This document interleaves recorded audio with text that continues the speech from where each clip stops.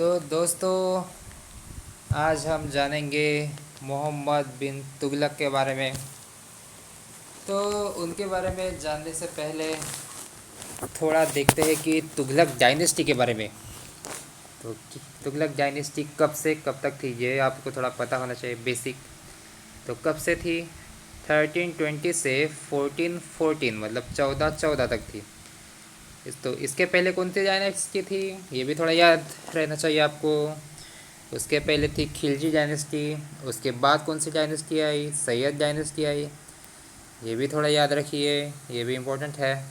Okay. तो क्या था कि तुगलक डायनेस्टी एक टर्किश इंडियन लीनिएज थी, मतलब ये टर्किश लोग थे। Okay, Turkish plus Indian. और ये कब शुरू हुआ? तुगलक डायनेस्टी का जो शुभारंभ किया, मतलब जिन्होंने शुरू किया, उनका नाम था गाजी मलिक। और गाजी मलिक ने दिल्ली के थ्रोन पे बैठते ही खुद का नाम क्या रख दिया, चेंज करके, घियासुद्दीन तुगलक। मतलब कैसा है, एक अभी राजा बनने के बाद एक शानदार नाम भी रहना चाहिए। गाजी मलिक उतना अच्छा नहीं लगता, तो इसलिए उन्हें उन्हें अपना नाम चेंज करके रखा घियासुद्दीन तुगलक। ओके। क्या यार, ये ब्रश भी तो घियासुद्दीन तुगलक उन्होंने अपना नाम लिखा, नाम रखा। और ये डायनेस्टी 1330 से 1335 तक एकदम पिनेकल में थी, मतलब तब ये सबसे ज़्यादा ताकतवर थी। ओके। और ये किसकी वजह से थी सबसे ज़्यादा ताकतवर, किसके फेज़ में? मोहब्बत बोल रहा हूँ जो लाइफ में नहीं है। मोहम्मद बिन तुगलक के राज में ये डायनेस्टी सबसे ज़्यादा ताकतवर थी। ओके। और 1335 के बाद क्या हो गया कि थोड़ा युद्ध वगैरह, गृह युद्ध वगैरह चालू हो गया, क्रुएल्टी चालू हो गया। तो उससे क्या हो गया कि इनका टेरिटोरी पे कंट्रोल जो था वो डिक्लाइन होता गया। तो इसलिए बाद में थोड़ी वीक होती गई। तो इसके थोड़ा ये डायनेस्टी के, जो तुगलक डायनेस्टी के इंपॉर्टेंट रूलर कौन थे, ये थोड़ा देखिए। घियासुद्दीन तुगलक, ओके, जिन्होंने इसका शुभारंभ किया था। उसके बाद मोहम्मद बिन तुगलक और फिरोज शाह तुगलक, ये तीन ही राजा ये डायनेस्टी के इम्पोर्टेंट है। तो इसमें हम सिर्फ देखेंगे मोहम्मद तुगलक के बारे में। तो मोहम्मद जी कहाँ है आप? ओके, ये आ गए मोहम्मद बिन तुगलक। तो उनका कार्यकाल क्या था? 1325 से 1351 तक। ओके।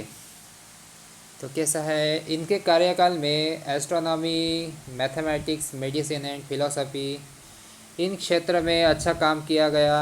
इन से क्षेत्रों को बढ़ावा दिया गया, क्योंकि मोहम्मद बिन तुगलक ये एक पढ़े लिखे सुल्तान थे, इसलिए उन्होंने अच्छे अच्छे सब्जेक्ट्स, मतलब जो प्रोग्रेसिव थे, उनको प्रोमोट किया। लाइक ये जैसे कि आप ही लिखा है, astronomy, medicine, all the stuff. Okay.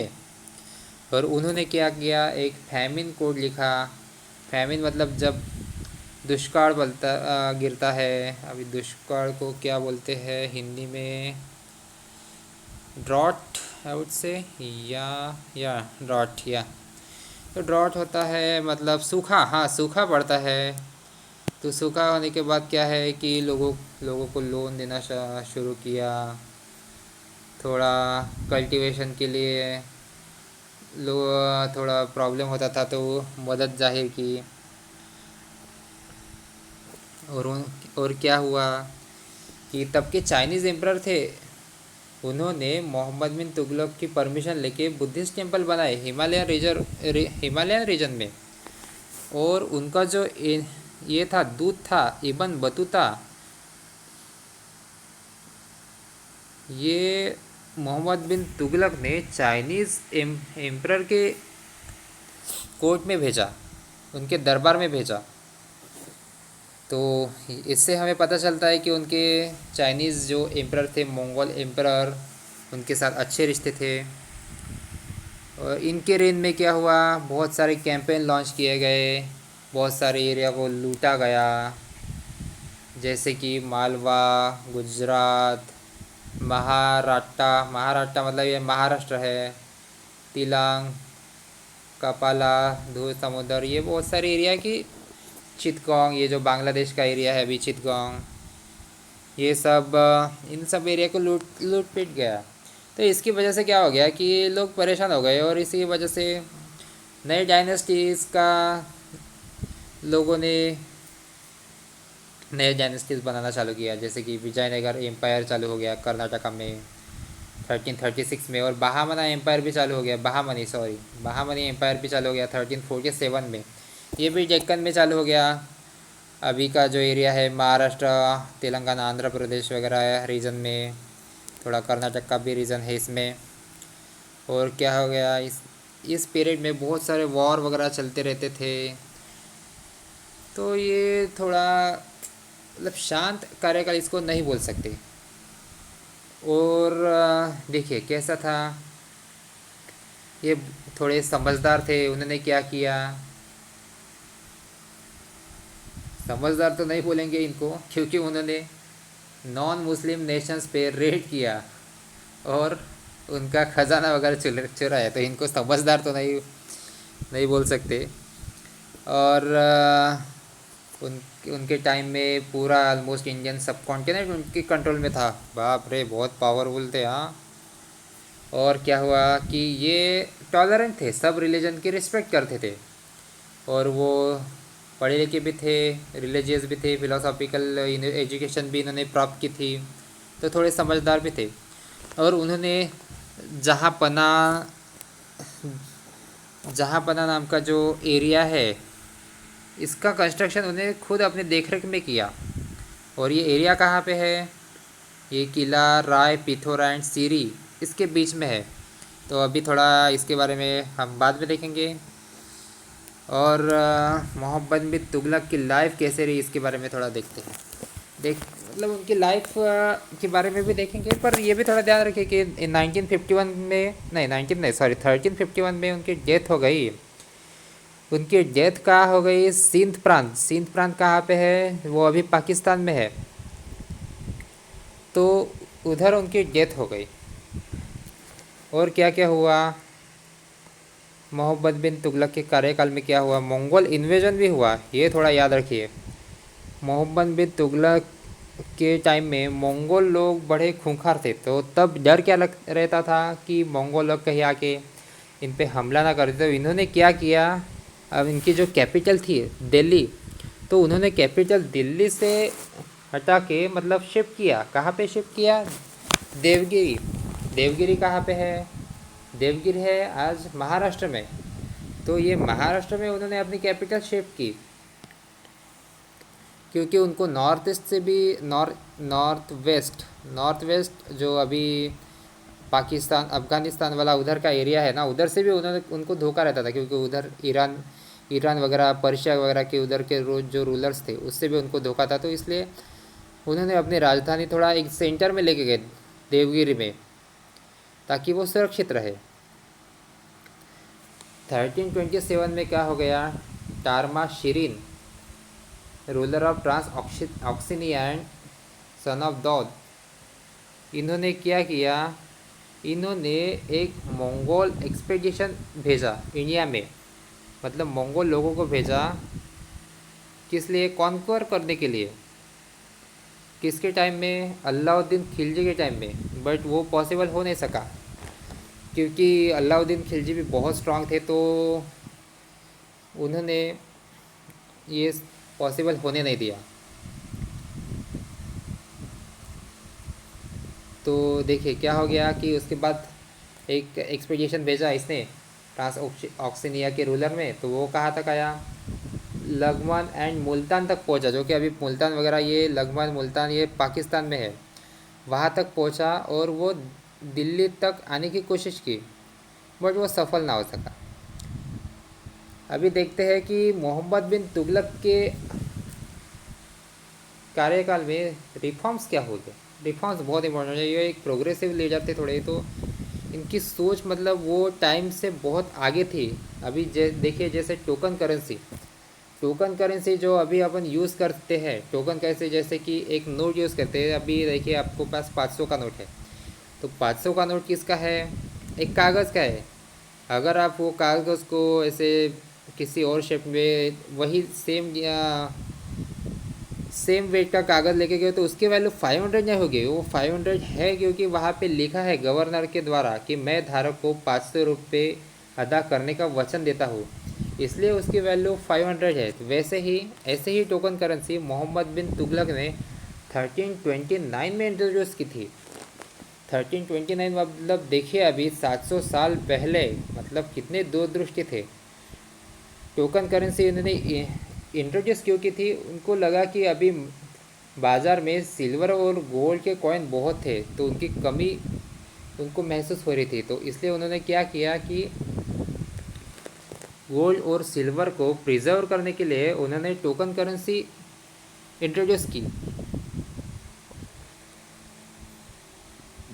और पहले क्या होता था, कॉपर के कॉइन। हाँ, तो उन्होंने क्या किया, कॉपर के कॉइन किसके लिए इंट्रोड्यूस किए?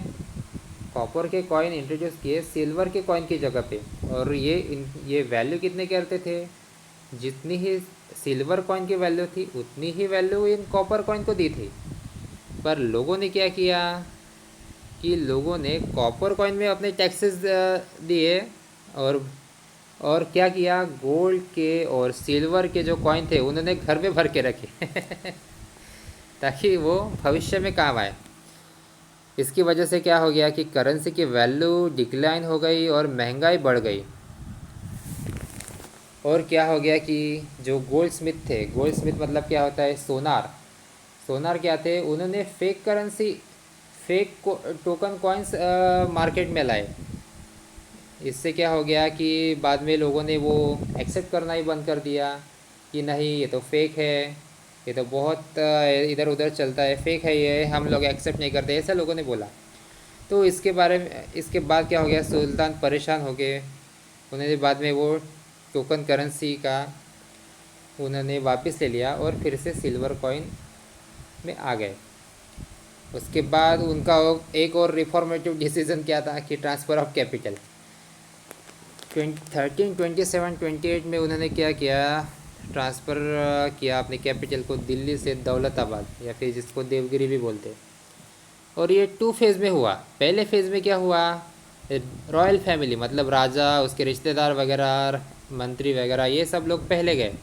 और बाद में क्या हो गया, ये लोग पहले जाने के बाद उसके बाद जो दूसरे लोग थे, जो नॉर्मल लोग थे, उनको बाद में भेजा। और ये किसके लिए किया गया ट्रांसफ़र ऑफ कैपिटल, कि मंगोल इन्वेडर्स के उनसे थोड़ा बचने के लिए इधर किया। ओके। और इसमें क्या हो गया ना, ये जो कैपिटल ट्रांसफ़र करते टाइम वेदर वगैरह बहुत डिफ़िकल्ट था। उसकी वजह से क्या हो गया कि बहुत लोगों की मौत हो गई। देवगिरी पहुंचने से पहले ही मौत हो गई। और उधर पहुंचने के बाद लोगों का हेल्थ इश्यूज़ हुए। और कैसा इधर का क्लाइमेट डिफरेंट था तो लोगों को इतना सूट नहीं हुआ, तो उसमें भी बहुत लोगों की जान चली गई। इसके बाद क्या हो गया, बाद में फिर सुल्तान परेशान हो गया और फिर से capital back to Delhi move कर दी गई। और बाद में पता चला कि ये बहुत बड़ी मिस्टेक थी कि कैपिटल इतना मूव करना, मतलब बहुत जीवित हानि और वित्त हानि भी होती है, उसमें पैसा भी बहुत जाता है। और उनका नेक्स्ट रिफॉर्म के बारे में देखते हैं, खुरासन एक्सपीडिशन।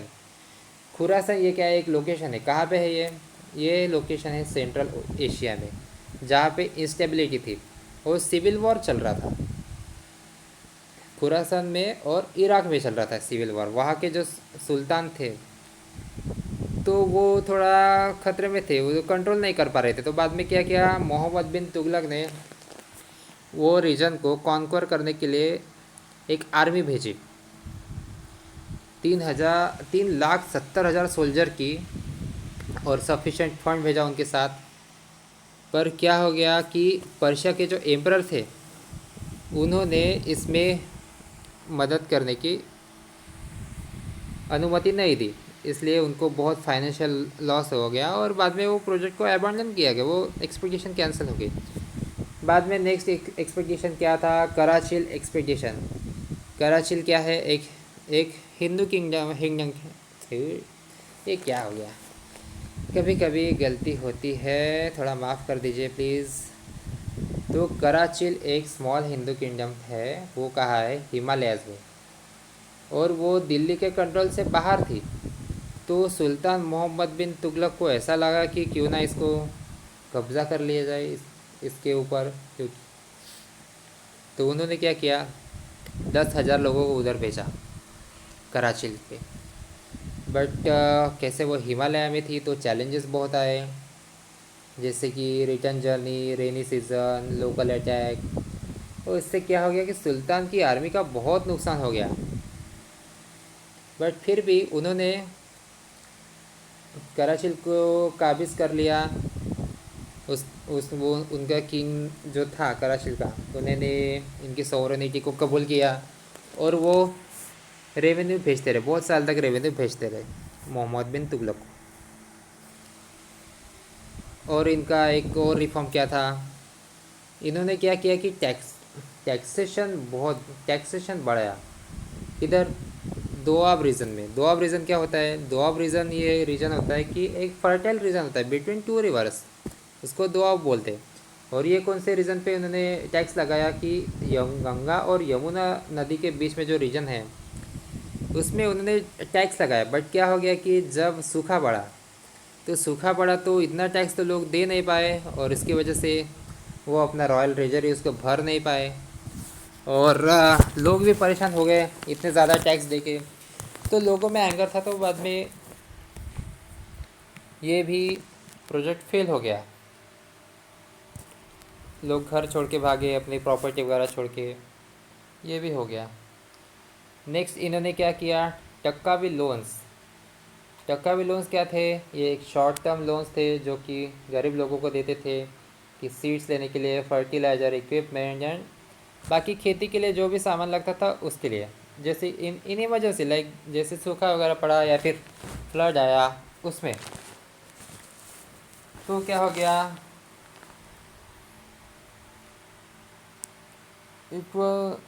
ये जो शॉर्ट टर्म लोन था, तकावी लोन, ये मुग़ल के टाइम तक भी कंटिन्यू किया गया, ये एक अच्छा था।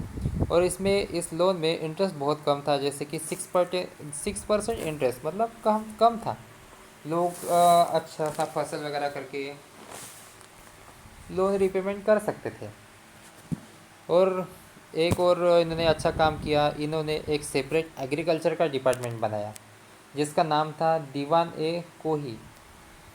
तो ये सेपरेट एग्रीकल्चर का डिपार्टमेंट इन्होंने बनाया, ये थोड़ा याद रखिए, ये इंपॉर्टेंट है, एग्ज़ाम पे पूछते कि मोहम्मद बिन तुगलक ने कौन सा डिपार्टमेंट बनाया, उसका नाम क्या था, ये भी इसलिए थोड़ा याद रखिए। इसमें क्या था, इसमें था जो अनकल्टिवेटेड लैंड था, वो जो ऐसा लैंड था जहाँ पे खेती नहीं होती थी, उसको एग्रीकल्चर फील्ड में कन्वर्ट करने का था। भाई इसमें गड़बड़ क्या हो गई कि इसमें क्या हो गया, वो कभी कभी लैंड वो इनफर्टाइल था, बंजर ज़मीन थी, और जो उसको कल्टीवेट करने वाले लोग थे उनके पास एक्सपीरियंस नहीं था, ऑफिसर लोग करप्ट थे, वो पैसा खाते थे। इसकी वजह से भी बहुत फाइनेंशियल लॉस हो गया और वो स्कीम भी बंद पड़ गई। तो ऐसा है, ठीक है। और थोड़ा रिवॉल्ट भी जान लेते हैं कि कहाँ रिवॉल्ट हो गया उनके कार्यकाल में। जैसे कि ये देखिए, विजयनगर का देखिए, विजयनगर में रिवॉल्ट हो गया, किसने किया, हरि और बुक्का ने। और ये रिवॉल्ट की वजह से क्या हो गया ना, एक इंडिपेंडेंट किंगडम बना विजयनगर नाम का, कर्नाटका में। ये बहुत इंपॉर्टेंट है, हाँ, ये आप थोड़ा याद रखिए। उसके फाउंडर कौन थे इंडिपेंडेंट किंगडम विजयनगर के, हरिहर एंड बुक्का। और क्या हो गया, एक बहामनी किंगडम के साथ भी उनका उन बहामनी किंगडम बहामनी एरिया में बहामन शाह ने रिवॉल्ट किया, और उसकी वजह से क्या हो गया कि एक नई किंगडम बनी, बहामनी किंगडम। और किसने उसका फाउंडर कौन है, बहामन शाह, ये भी थोड़ा याद रखिए। तो चलिए आज के लिए इतना काफ़ी है, फिर मिलते हैं किसी और टॉपिक के साथ। कृपया मेरे चैनल को सब्सक्राइब करना और वीडियो को लाइक, कमेंट एंड शेयर करना ना भूलिए। धन्यवाद दोस्तों।